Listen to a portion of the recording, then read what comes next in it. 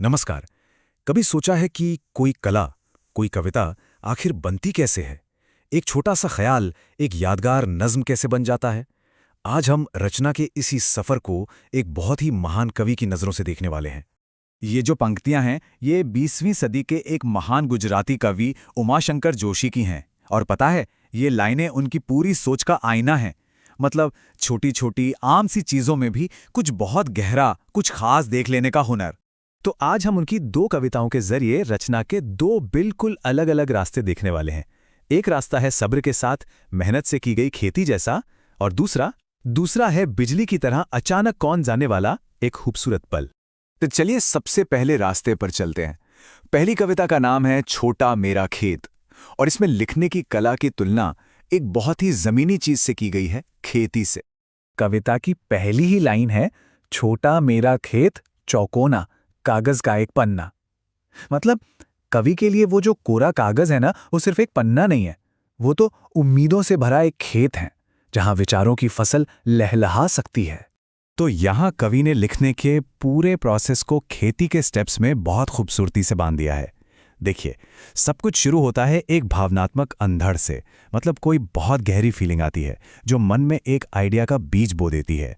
फिर कल्पना की खाद और पानी से वो बीज शब्दों की कोंकलों में बदल जाता है। धीरे धीरे ये रचना एक फल बन जाती है जिसमें अलौकिक रस, यानी एक डिवाइन खुशी, एक अलग ही तरह का आनंद भरा होता है। और इस फसल की सबसे खास बात क्या है कि इसकी कटाई कभी खत्म ही नहीं होती। और यहीं पर असली खेत और कागज के खेत का फर्क एकदम साफ हो जाता है। देखिए, एक असली खेत की फसल तो एक मौसम के बाद खत्म हो जाती है ना, लेकिन साहित्य की, यानी एक कविता या कहानी की फसल, वो हमेशा रहती है, अनंत है। उसका रस कभी नहीं सूखता, चाहे उसे कितनी ही बार क्यों ना पढ़ा जाए। वो हमेशा हमें इमोशनली और इंटेलेक्चुअली, मतलब भावनात्मक और वैचारिक रूप से सींचती रहती है। सोचिए जरा, क्या कभी ऐसा हुआ है कि मन में आया एक छोटा सा आइडिया धीरे धीरे एक बड़े प्रोजेक्ट में या किसी खूबसूरत सी रचना में बदल गया हो? अच्छा, तो ये तो हुआ रचना का एक तरीका। लेकिन क्या इंस्पिरेशन हमेशा इतने सब्र और मेहनत से ही आती है? नहीं। दूसरी कविता बगुलों के पंख हमें बताती है कि कभी कभी रचना बस एक पल में हो जाती है। एक ऑब्जर्वेशन, एक नजर का नतीजा, जैसे कोई जादू। इस कविता की इंस्पिरेशन एक बहुत ही खूबसूरत और दिल खींच लेने वाले नज़ारे से आती है। जरा सोचकर देखिए, शाम का वक्त है, आसमान पर घने काले बादल छाए हुए हैं और उन काले बादलों के आगे सफेद बगुलों की एक लाइन उड़ रही है।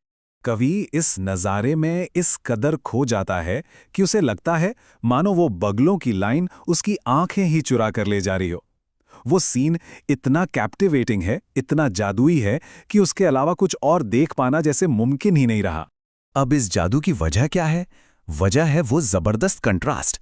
आसमान में जो कजरारे बादल हैं वो एक काले कैनवास जैसे हैं, और उन पर उड़ते बगुलों की श्वेत काया, यानी उनका जो सफेद शरीर है, वो एक चमकते हुए ब्रश स्ट्रोक जैसा लगता है। यही कंट्रास्ट उस नज़ारे को इतना जादुई बना देता है। तो यहाँ पे जो क्रिएशन हो रहा है वो कोई सोची समझी प्लानिंग नहीं है। ये तो बस खूबसूरती का एक ऐसा अनुभव है जो कवि पर हावी हो जाता है और उसे मजबूर कर देता है कि वो उस पल को शब्दों में पकड़ ले। यही उस नज़ारे की माया है, एक ऐसा जादू जिससे बच पाना नामुमकिन है। तो अब हमारे सामने रचना के दो रास्ते हैं।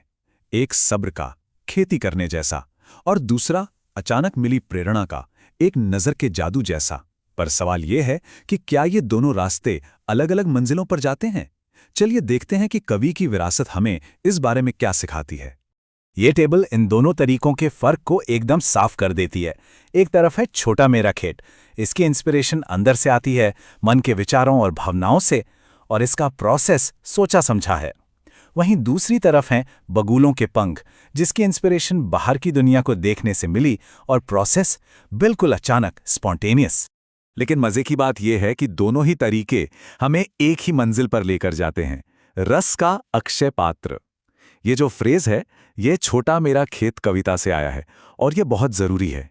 इसका सीधा सा मतलब है एक ऐसा बर्तन जिसका रस कभी भी खत्म नहीं होता। और साहित्य, लिटरेचर बिल्कुल ऐसा ही तो है। एक बार उसे बना दिया तो वो हमेशा पीढ़ी दर पीढ़ी आनंद और मतलब देता रहता है। तो मतलब ये हुआ कि पन्ने का वो सब्र वाला खेत हो या फिर आसमान पर पड़ी एक अचानक सी नज़र, दोनों ही तरीके उसी एक कभी ना खाली होने वाले बर्तन को भरते हैं। कला को मेहनत और लगन से भी सींचा जाता है और अचानक मिले हैरान कर देने वाले खूबसूरत पलों से भी। और जाते जाते एक सवाल, रचना का कौन सा तरीका किसी को अपने ज्यादा करीब महसूस होता है? सब्र के साथ एक विचार को सींचना और उसे बड़ा करना, या फिर किसी खूबसूरत पल से अचानक इंस्पायर हो जाना?